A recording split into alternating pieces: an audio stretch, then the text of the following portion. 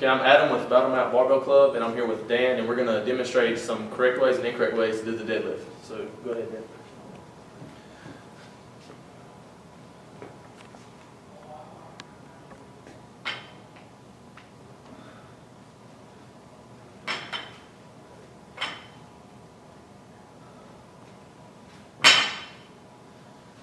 Alright, let me stop it real quick, let me show you. Okay, one thing we're not wanting is the rounded back. So when you grab the bar, you're not going to want to round and pull like that. That's going to cause a lot of pain in your lower back. It's kind of dangerous, could cause injury. So the correct form, we're going to step with shins almost touching the bar or right at the bar. Reach down and grab outside our knees. And we're going to keep our chest big, arch our back. We're going to pull with the knees and the hips extended at the same time, chest big at the top. Bringing it back down. For your grip, you can either have a double pronated grip where you grab over top, and then as you progress in the weight and it gets heavier, you can do what's called a mixed grip where you grab over top with one hand and up under with the other. It kind of gives you more stability to hold heavier weights when you pull. So let's go ahead and see what that form looks like now. Remember to keep your back arched, chest big, extend those knees and hips at the same time. Looking good, looking good.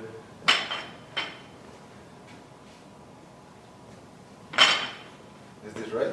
Looks good. Okay, the deadlift is a little different from the RDL because the RDL isolates more of your hamstring and your lower back.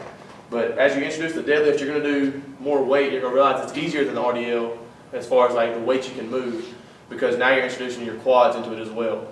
So another big muscle group is going to allow you to move more weight and maybe do that exercise a little longer. We're Out Barbell Club, and that's the deadlift. With the RDL, we're going to completely take out the concentric movement of the starting phase. So instead of starting from the ground, we're going to be starting in the upright position, similar to where you would be in the deadlift. So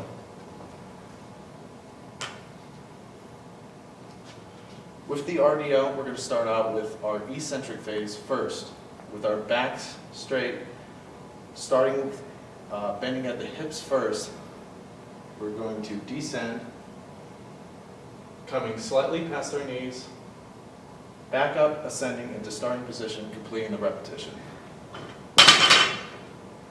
With this exercise, we are going to take out most of the contribution of the quadriceps, and we're going to focus more on the hamstrings and glutes with this exercise.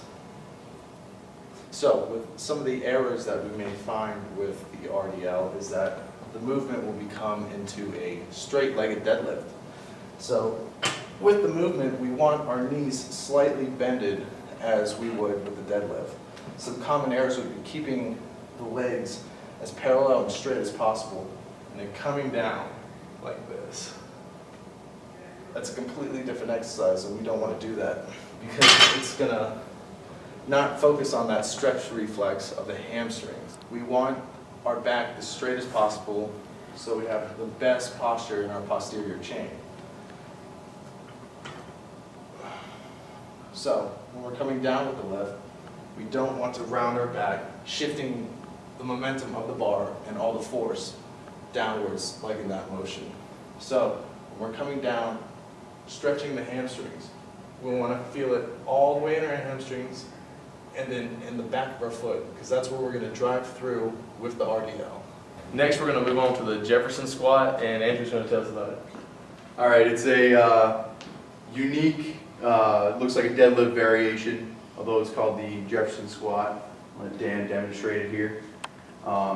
So the lifter is going to stand lengthwise over the bar and using his leg drive, pull up, and then come back down. Like a standard deadlift, this is similar motion.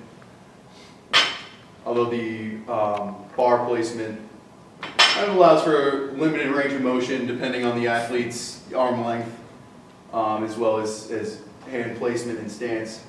And the unique thing about this is it allows for kind of equal displacement of the load for in front of the body as well as behind.